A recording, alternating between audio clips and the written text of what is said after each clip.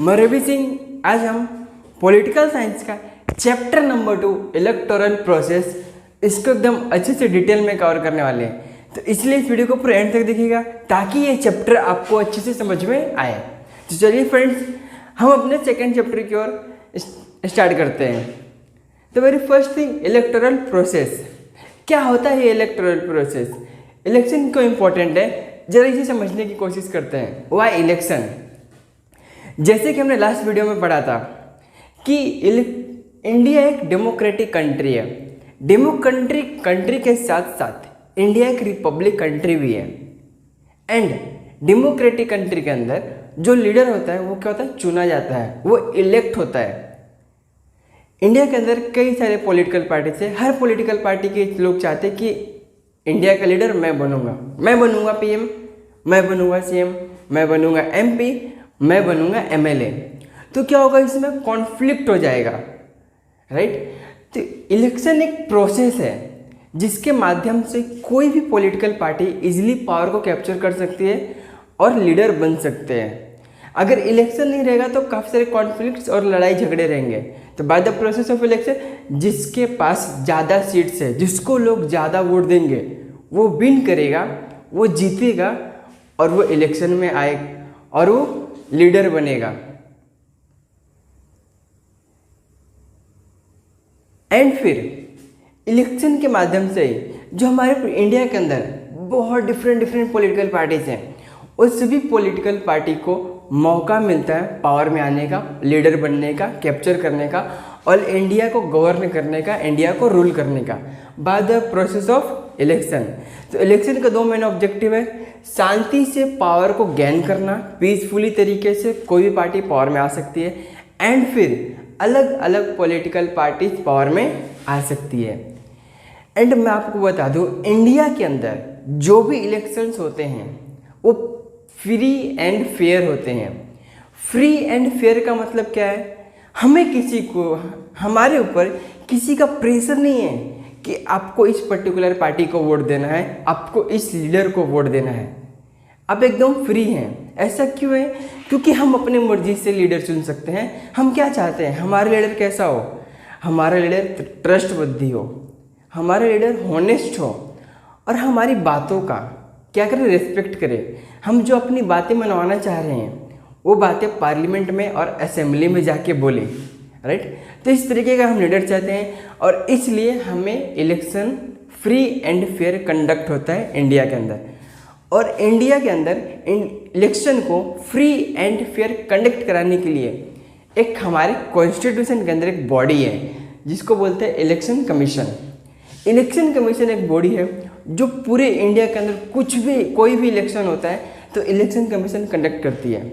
ये एक autonomous body है। ऑटोनोमस बॉडी मीन्स व्हाट, कि वो इसका एक स्पेसिफिक टास्क है, स्पेसिफिक काम है, इसके अलावा कोई काम करती नहीं है। तो क्या ऑटोनोमस बॉडी है। एंड फिर ये ऑटोनोमस बॉडी मीन्स व्हाट, कि इलेक्शन कमीशन पूरी तरीके से इंडिपेंडेंट है। इसके ऊपर किसी का प्रेशर नहीं है, आपको काम इस तरीके से करना है, आपको काम इस तरीके से करना है। ये इंडिपेंडेंट है, अपना काम जैसे चाहे वैसे कर सकती है। ना पीएम इसको प्रेशर कर सकता है, ना सीएम इसको प्रेशर कर सकता है, राइट। ये पावर कौन देता है? आर्टिकल 324 के अंदर, आर्टिकल 324 के अंदर इलेक्शन कमीशन की क्या पावर्स हैं, क्या राइट्स हैं, सारी चीज़ें एकदम डिटेल में बताई गई है। एंड फिर इलेक्शन कमीशन को मैं आपको बता दूं, इंडिया के अंदर जो इलेक्शन कमीशन होते हैं, इलेक्शन कमीशन के अंदर 3 मेंबर होते हैं। पहले जो होते हैं चीफ इलेक्शन कमीशन, एंड जो 2 होते हैं वो होते हैं सिर्फ इलेक्शन कमीशन। 3 मेंबर बॉडी है इलेक्शन कमीशन इंडिया के अंदर। एंड इंडिया के अंदर जो इलेक्शन कमीशन है उसे अपॉइंट करने का काम प्रेसिडेंट का होता है। प्रेसिडेंट इलेक्शन कमीशन को अपॉइंट करते हैं। एंड फिर इंडिया के अंदर 2 लेवल पे इलेक्शन कमीशन होते हैं। पहला होता है इलेक्शन कमीशन ऑफ इंडिया, जो इंडिया के अंदर बड़े बड़े इलेक्शंस होते हैं, जैसे पीएम का, सीएम का, प्रेसिडेंट का, वाइस प्रेसिडेंट का, जो बड़े बड़े इलेक्शन होते हैं उसे कंडक्ट करता है election commission of India. And फिर जो छोटे लेवल पे इलेक्शन होते हैं, जैसे नगर सेवक का, ग्राम पंचायत का एंड म्यूनसिपालिटीज़ का, उसमें का जो भी इलेक्शन होता है उसको स्टेट इलेक्शन कमीशन कंडक्ट करती है। एंड फिर मैं आपको बता दूं, इलेक्शन कमीशन को रिमूव करना या फिर हटाना ये इजी काम नहीं है। इसके लिए बाकायदे पार्लियामेंट के अंदर एक बिल पास करना पड़ता है जो बहुत लेंदी प्रोसेस है। इलेक्शन कमीशन को हटाना इजी नहीं है, बहुत लेंदी प्रोसेस है। ऐसा क्यों रखा गया है? ताकि इलेक्शन कमीशन अपना काम है अपने तरीके से कर सके, किसी का दबाव का, किसी का प्रेशर का उसके ऊपर कुछ भी असर ना हो। इसके लिए इलेक्शन कमीशन को हटाना नॉट इजी। एंड फिर मैं आपको बताऊँ, इलेक्शन कमीशन के पास उसके पास खुद की कोई भी स्टाफ नहीं है।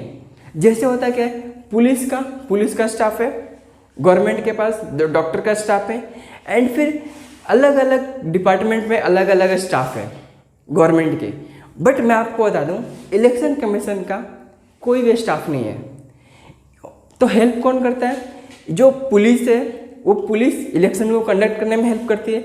एंड गवर्नमेंट कॉलेजेस और जो स्कूल्स होते हैं उसके अंदर जो स्कूल टीचर्स होते हैं वो हेल्प करती हैं इलेक्शन को कंडक्ट करने में। हम नेक्स्ट टॉपिक जाते हैं कि इलेक्शन कमीशन के क्या क्या फंक्शंस हैं। इलेक्शन कमीशन का फर्स्ट फंक्शन है वोटर लिस्ट तैयार करना।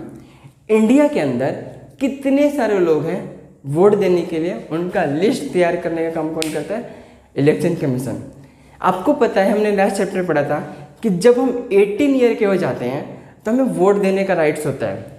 हम वोट तभी दे सकते हैं जब हमारा रजिस्ट्रेशन इलेक्शन कमीशन की वेबसाइट के यहाँ पे हुआ रहेगा और हमें वोटिंग आईडी कार्ड मिलेगा, तब हम वोट दे सकते हैं।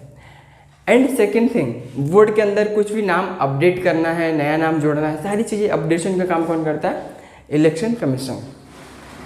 And second task, time table and programme. जैसे कि मैं आपको बताया, इलेक्शन कमीशन पूरी तरीके से इंडिपेंडेंट है। अपना इलेक्शन को कब स्टार्ट करना है, कब ख़त्म करना है, कितने स्टेजेस में इलेक्शन को लेके जाना है।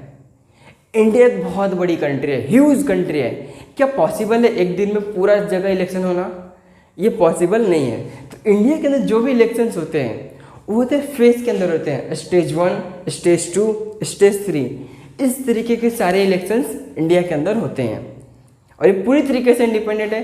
किस स्टेज में कितने स्टेट का इलेक्शन कराना है और कब इलेक्शन को चालू करना है, कब इलेक्शन को एंड करना है, कब रिजल्ट डिक्लेयर करना है, कब इलेक्शन का डेट डिक्लेयर करना है, इस सारी चीज़ें कौन डिसाइड करती है? Election commission.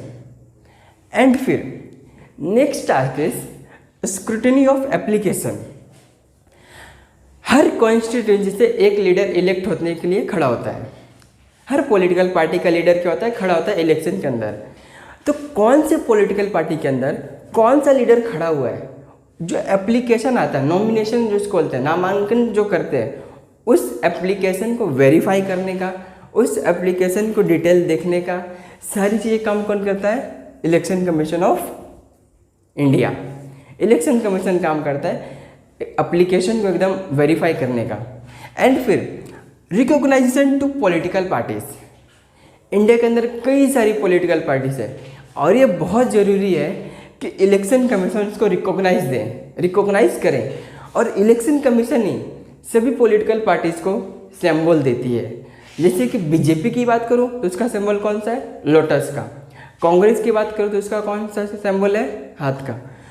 रिकॉग्नाइज करना, डी रिकॉग्नाइज करना, सिंबल देना, इस सारे काम कौन करती है? Election commission. एंड फिर एक और लास्ट टास्क जो काम करती है वो है रिजॉल्व एनी डिस्प्यूट। इलेक्शन के दौरान ही कहीं कुछ फ्रॉड हो गया या फिर किसी कॉन्स्टिट्यूएंसी के अंदर दोबारा से इलेक्शन कराना है तो वो कौन करता है? Election commission. कुछ भी प्रॉब्लम आए इलेक्शन के दौरान उसको रिजॉल्व करने का कौन काम करेगा? Election commission.